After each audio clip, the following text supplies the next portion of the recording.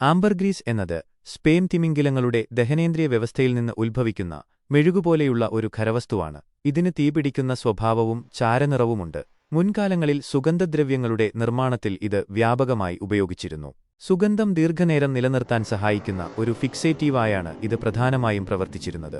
Sperm തിമിംഗിലങ്ങൾ കഴിക്കുന്ന കണവ പോലുള്ള ജീവികളുടെ ദഹിക്കാത്ത ഭാഗങ്ങൾ, പ്രത്യേകിച്ച് അവയുടെ കൊക്കുകൾ, തിമിംഗിലത്തിന്റെ ദഹനനാളത്തിൽ അടിഞ്ഞുകൂടുമ്പോൾ ഇത് രൂപപ്പെടുന്നു എന്നാണ് അനുമാനം.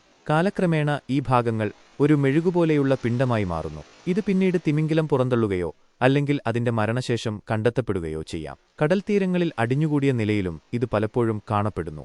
അത്യപൂർവമായതുകൊണ്ടും അതിന്റെ സവിശേഷ ഗുണങ്ങൾ കൊണ്ടും ആംബർഗ്രീസിന് ഉയർന്ന വിലയുണ്ട്. എന്നിരുന്നാലും വംശനാശഭീഷണി നേരിടുന്ന ജീവിവർഗങ്ങളുടെ സംരക്ഷണവുമായി ബന്ധപ്പെട്ട നിയമങ്ങൾ കാരണം പല രാജ്യങ്ങളിലും ഇതിന്റെ വ്യാപാരം നിരോധിച്ചിട്ടുണ്ട്. നിലവിൽ സിന്തറ്റിക് പകരക്കാർ സുഗന്ധദ്രവ്യ വ്യവസായത്തിൽ ആംബർഗ്രീസിനു പകരം ഉപയോഗിച്ചുവരുന്നു.